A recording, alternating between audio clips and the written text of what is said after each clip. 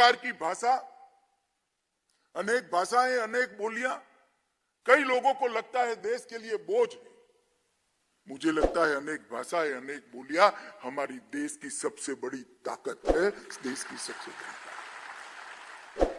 परंतु जरूरत है कि देश की एक भाषा हो जिसके कारण विदेशी भाषाओं को जगह न मिले, और देश की एक भाषा हो।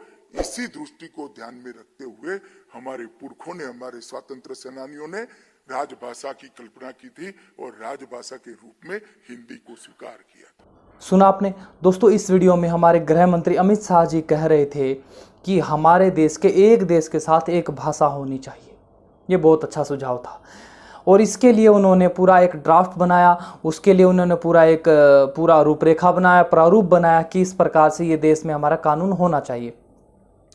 पर उनको इस कानून को न मात्र पीछे हटाना पड़ा, इस ड्राफ्ट को पीछे हटाना पड़ा, बाकायदा उनको माफी तक मांगनी पड़ी। जानते हो किन की वजह से? इस वीडियो को देखिए। Among the family of languages, the youngest is Hindi. It's a little child in diapers.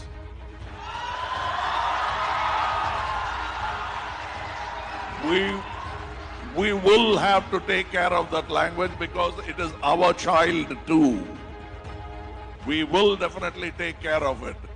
Compared to Tamil, Sanskrit, Telugu, it's still the youngest language. सुना आपने? इस वीडियो में कमल हसन कह रहे हैं हिंदी भाषा एक बिल्कुल शिशु भाषा है और वह एक ऐसा बच्चा है जो अभी डायपर में है, और यह अपमान करने वाला कोई और नहीं, यह भारतीय है। दूसरा देखो, और दूसरी ओर तमिलनाडु की पार्टी एमडीएमके के चीफ वाइको तो बार बार हिंदी भाषा को एक मृतप्राय भाषा कहते हैं जिसके कोई आधार नहीं, जिसका कोई बेस नहीं। यह बिल्कुल मृतप्राय भाषा है और अंग्रेजी इस देश की प्रथम भाषा बननी चाहिए और उसके बाद कोई भाषा बने तो तमिल बने। I want to know whether they want Hindi India or United India.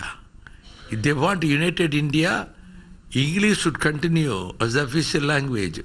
Yes, of course, it is a foreign language to Uttar Pradesh citizen. It is a foreign language to me also. But it is the mother tongue of Anglo-Indians who are the citizens of India. It is the official language of northeastern states. So the disadvantages will be evenly distributed. So English should continue. और इसी के साथ साथ हम ये photos आप देख रहे हैं, सारे दक्षिण भारत में हिंदी जहां जहां लिखी जाती है उस पर कालक पोत दी जाती है, बड़े बड़े पेंट कर दिए जाते हैं, चाहे वो बैनरों पर हो, चाहे वो बड़े बड़े रोड के जो साथ में लगाए जाते हैं, जो डिस्टेंस के लिए बताने के लिए लगाए जाते हैं उनके ऊपर हो, या कहीं पर भी आप देखते हैं तो वहां बड़े व्यापक स्तर पर इस पे कार्य किया जाता है। ऐसा क्यों हो रहा है आज हम इस वीडियो में चर्चा करेंगे। तो दोस्तों बने रहिए आज के इस वीडियो में। मैं अनिल आर्य स्वागत करता हूं आप सभी का आपके अपने YouTube चैनल अपरिचित भारत में, और आज हम गहनता से विचार करने का प्रयास करेंगे कि ऐसा क्यों होता है, क्यों हमारे देश में एक भाषा नहीं बन पा रही है। तो दोस्तों चलिए शुरू करते हैं। दोस्तों वीडियो में आगे बढ़ने से पहले मैं आप सभी से एक निवेदन करना चाहता हूं। मैं देख रहा हूं कि बहुत सारे लोग मेरे वीडियोस को, आप सभी लोग वीडियोस को देख रहे हैं परंतु सब्सक्राइब करके नहीं जा रहे हैं। तो मैं आपसे निवेदन करता हूं, मुझे पता चलता रहता है कि कितने प्रतिशत लोग वीडियोस देख रहे हैं, कितने प्रतिशत लोग सब्सक्राइब कर रहे हैं। तो आप सभी से निवेदन है, एक बार वीडियो को आगे बढ़ने से पहले सब्सक्राइब जरूर कर लीजिए। सब्सक्राइब बटन पर बेल आइकन दबाकर आगे ऑल नोटिफिकेशन आइकन को जरूर सेलेक्ट कर लीजिए। तो चलिए आगे बढ़ते हैं। अब देखिए, यह जो हिंदी का अपमान है, यह जो हिंदी के बारे में कहा गया है, यह कोई भारत के क्षेत्र विशेष या भारत के कोई ऐसा नहीं है कि एक ही जगह पर हो रहा है। आप सारे दक्षिण भारत में जाओ, जहां जहां पर भी हिंदी लिखी बोली पढ़ी जा रही है वहां उसका अपमान भयंकर हो रहा है। लिखे पढ़ने की तो बात छोड़ दो, अगर आप वहां दक्षिण भारत में जाते हैं तो अगर वहां पर कोई हिंदी में, आप भले ही हिंदी जानता, सामने वाला हिंदी जानता है, परंतु आपने उसका हिंदी में अपना पता कोई पूछ लिया तो वह हिंदी में जवाब नहीं देगा, आपको अंग्रेजी में बात करनी होगी या उसकी तमिल में करना होगा, अन्यथा वो आपके साथ ऐसे रिएक्शन देकर जाएगा आप सोच नहीं सकते। दूसरा, यह जो हिंदी के बारे में लिखा जा रहा है बार बार, कोई चाहे एमडीएमके का हो, चाहे कमल हसन हो, या चाहे बाल ठाकरे हो, या कोई भी हो, और बड़े बड़े नेता, बड़े बड़े इतिहासकार, बड़े बड़े जो हमारे दिग्गज लोग हैं देश के, वह हिंदी के बारे में कहते हैं कि हिंदी का यह राष्ट्रीय भाषा नहीं होनी चाहिए। आप अमेरिका जाएं, जापान जाएं, फ्रांस जाएं, इटली जाएं, ब्रिटेन जाएं, जर्मनी जाएं, हर देश की अपनी एक राष्ट्रीय भाषा है। अब लोग बार बार ये कह रहे हैं कि हिंदी राष्ट्रीय भाषा नहीं होनी चाहिए। इसके पीछे तर्क देते हैं कि पुरानी भाषा नहीं है यह विषय पुरानी और नई भाषा का नहीं है, यह विषय है कि सबसे ज्यादा बोली जाने वाली भाषा। आप विचार करो, जैसे तमिलनाडु में तमिल बोली जाती है, कन्नड़ है, मलयालम है, या वहां की अपनी अपनी बोलियां हैं। इसी के साथ हम उत्तर भारत में आते हैं तो उत्तर भारत में देखते हैं यहाँ हरियाणवी है, पंजाबी है, ये है।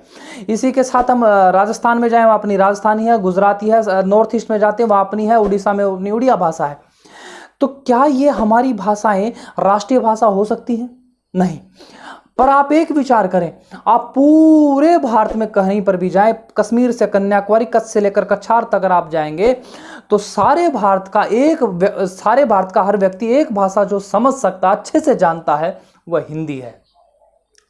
और हिंदी हमारी आर्य भाषा है, अर्थात हमारे पूर्वजों की बनाई बिल्कुल शोधित, जिसमें भाव है, जिसमें करुणा है, जिसमें समझ है, जिसमें विचार है, जिसमें सारे भाव के साथ वह भाषा बिल्कुल व्यवस्थित ढंग से बनाई गई भाषा है।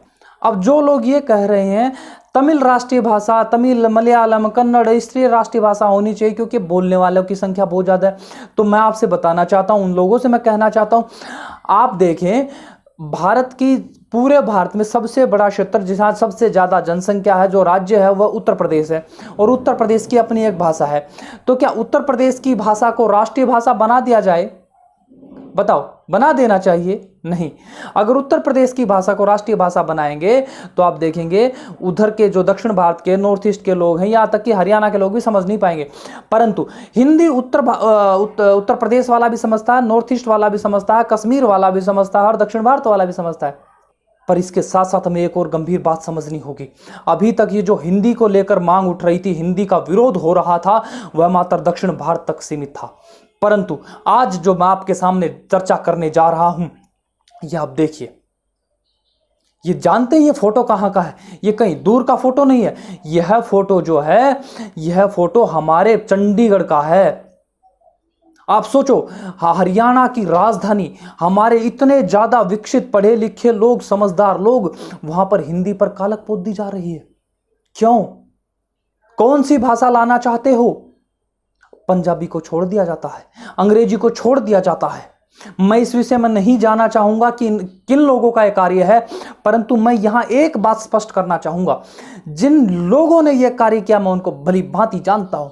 पर मैं आपसे यह कहना चाहता हूं, जो लोग इस कार्य में इन्वॉल्व हैं, जो लोग इसमें कर रहे हैं, जो हिंदी का अपमान कर रहे हैं, एक बात समझ लेना, वह न मात्र हिंदी का अपमान, वह राष्ट्र का अपमान, उसकी राष्ट्रीयता का अपमान, उसकी संस्कृति का अपमान, उसकी परंपराओं का अपमान, पूरे अपने देश का अपमान करने वाले लोग हैं, चाहे फिर वह कोई राजनेता हो, चाहे फिर वह छोटा कोई व्यक्ति हो। ठीक है, यह बात स्पष्ट होनी चाहिए। दूसरी ओर अगर हम थोड़े पुराने इतिहास की बात करें तो हमारे बापू गांधी ने भी कहा, अगर इस भारत को समझना है, इस भारत की आत्मा को जानना है, तो हमें हिंदी पढ़ना और समझना होगा, क्योंकि भारत की रगों में हिंदी समाई है। और इससे पुराने इतिहास में अगर जाते हैं तो 1873 की बात मैं करूं तो ऋषि दयानंद एक बार भारतीय संस्कृति पुनर्जागरण के अभियान पर बंगाल दौरे पर थे। वहां पर केशव चंद्र सेन नाम का एक पौराणिक विद्वान, वहां पर उनसे भेंट होती है। तो वह ऋषि दयानंद से कहते हैं, मुझे बड़ा दुख है, मुझे बड़ी शर्म आती है कि तुम जैसा वेद का विद्वान व्यक्ति भी अंग्रेजी भाषा नहीं जानता। अगर तुम अंग्रेजी जानते होते तो मैं तुम्हें लंदन ले चलता मेरे साथ, वहां तुम अंग्रेजी में बात करते। पर विचार करो ऋषि दयानंद का उत्तर क्या होगा। ऋषि दयानंद कहते हैं, मुझे अंग्रेजी नहीं आती, मुझे इसका जरा सा भी संकोच नहीं है, जरा सा भी दुख नहीं है, परंतु मुझे इस बात का दुख अवश्य है कि तुम जैसे लोग इस भारत में जन्मे हुए, भारत की संस्कृति के, भारत की परंपराओं में जो समाहित हमारी संस्कृत भाषा है, और मैं उसके आर्य भाषा में कहूं अर्थात हिंदी में कहूं, तुम उसको पढ़ना नहीं जानते, उसको प्रमोट नहीं करते, तो तुम्हारे लिए पानी में डूब मरने की बात है। ऋषि दयानंद की बात है। और ये एक दो व्यक्ति नहीं है, ऐसे भी हमारे देश में हजारों व्यक्ति हैं जो इस हिंदी के लिए मरना मारना जानते हैं, हिंदी के लिए बलिदान होना जानते हुए हैं। आप राम प्रसाद बिस्मिल से देख लो, भगत सिंह देख लो, अशफाकुल्ला खान देख लो, ये सभी हिंदी प्रेमी थे। मुंशी प्रेमचंद को देख लो, सारे हिंदी प्रेमी थे। और ये सूरदास रविदास जितने भी थे, सारे हिंदी प्रेमी थे। अब दूसरी बात हम समझें, इसका समाधान क्या हो। इसके समाधान के लिए लोग कहते हैं हमें एक बड़ा अभियान चलाना चाहिए, हमें ये करना चाहिए, हमें वो करना चाहिए। नहीं, मैं आज आपको सटीक समाधान बताता हूं। अगर हम हिंदी को राष्ट्रीय भाषा बनाना चाहते हैं, हिंदी को देश की भाषा बनाना चाहते हैं, तो हमें हिंदी को आत्मसात करना होगा। आप आत्मसात करने के लिए हमें और ज्यादा कुछ विशेष करने की आवश्यकता नहीं। हम जहां जहां अपनी दैनिक बोलचाल की भाषा में अंग्रेजी शब्दों का प्रयोग करते हैं उनको बाहर निकाल फेंकना होगा, उर्दू के शब्दों का प्रयोग करते हैं उनको बाहर निकाल फेंकना होगा, और हमें अपनी शुद्ध भाषा पर आना होगा। यही हमारे हिंदी के उद्धार का कारण बनेगा। आप पूछेंगे वो कैसे? आप लोग कितने समय से मुझसे जुड़े हुए हैं? क्या आप लोगों ने जब भी मेरे वीडियोस आप देख रहे हैं, अभी तक मेरे चैनल पर 150-200 के आसपास वीडियो हो गए हैं, आपने किसी भी वीडियो में मेरे मुख से ऐसे बहुत कम शब्द सुने होंगे जो अंग्रेजी को होंगे, उर्दू के होंगे। मेरा उच्चारण मैं प्रयास करता हूं, उच्चारण अशुद्ध हो जाए वो अलग विषय है, परंतु शब्दावली जो है वो मेरी आर्य भाषा की होती है, मेरी हिंदी भाषा की होती है, संस्कृत भाषा की होती है।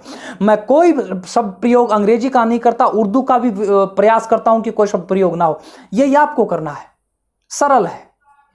और ऐसा करेंगे तो आपके समाज में एक अलग दृष्टिकोण बनेगा कि यह वो व्यक्ति है जो इस भारत की संस्कृति, सभ्यता, परंपराओं को प्रेम करता है और उनको ठीक ठीक जानता है। तो आओ हम सब लोग अपने राष्ट्र की परंपराओं को जानने वाले बने। और मैं ये कहना चाहता हूं, यह जो अपमान चंडीगढ़ में हुआ, यह जो अपमान दक्षिण भारत में हुआ, और हम ऐसा स्थापित करें कि अब हम अपनी मातृभाषा का अपमान नहीं होने देंगे, अपनी राष्ट्रीय भाषा का अपमान नहीं होने देंगे। यह हमारे भारत के संविधान के साथ, भारत की संस्कृति के साथ, भारत की परंपराओं का और संपूर्ण भारत का अपमान है, और हम ये नहीं होने देंगे। इसके लिए करना मात्र एक है कि अपनी हिंदी भाषा को आत्मसात करना होगा। हम अंग्रेजी सीखें, जर्मन सीखें, और जितनी भाषाएं आप चाहें वो सब सीखें, स्पेनिश सीखें, जापानीज सीखें, चाइनीज सीखें, सब सीखें, परंतु उन भाषाओं से आपकी सामान्य जीवन की बोलचाल की भाषा प्रभावित नहीं होनी चाहिए। अर्थात आप क्या सोचते हैं, क्या मुझे अन्य भाषाएं नहीं आती? नहीं, मुझे हरियाणवी भी आती है, मुझे अंग्रेजी भी आती है, मैं बोल सकता हूं, लिख सकता हूं, पढ़ सकता हूं, परंतु आप मेरे वीडियोस में देखेंगे मेरी बोलचाल की सामान्य भाषा मुझे अंग्रेजी कभी प्रभावित नहीं करती, क्योंकि मुझे सब समझ है मेरी भाषा का महत्व क्या। और आने वाली पीढ़ियों को अगर आपको सिखाना है तो आपको आज अपनी मातृभाषा को राष्ट्रीय भाषा बनाना होगा। तो दोस्तों आओ हम इस अभियान में बढ़ चढ़कर भाग लें और अपने जीवन में अपनी दैनिक बोलचाल की भाषा से अंग्रेजी शब्दों का, उर्दू शब्दों का बिल्कुल बहिष्कार करें। इसी में हम अपनी हिंदी भाषा को बढ़ा सकते हैं, राष्ट्रीय भाषा बना सकते हैं। तो दोस्तों आज के इस वीडियो के बारे में आप सभी की क्या राय है, कमेंट में जाकर मुझे जरूर बताइए। और अगर आप सभी को वीडियो अच्छा लगा तो वीडियो को लाइक कीजिए, शेयर कीजिए, चैनल को सब्सक्राइब करना बिल्कुल मत भूलिए। और जो दोस्त मुझसे बार बार मुझसे बात करना चाहते हैं, चर्चा करना चाहते हैं, मुझसे मिलना चाहते हैं, तो उन सभी के लिए मैं बता दूं, आप मेरे सोशल मीडियाज के जितने प्लेटफॉर्म है, फेसबुक, ट्विटर, इंस्टाग्राम, हाइक, सबके लिंक डिस्क्रिप्शन में जाइए, फॉलो कर लीजिए, वहां आप सबसे मैं चर्चाएं करता रहता हूं। तो दोस्तों अब आप सभी अपना बहुत सारा ख्याल रखें। मैं मिलूंगा आप सभी से अगले वीडियो में, तब तक आप सभी से नमस्ते जी।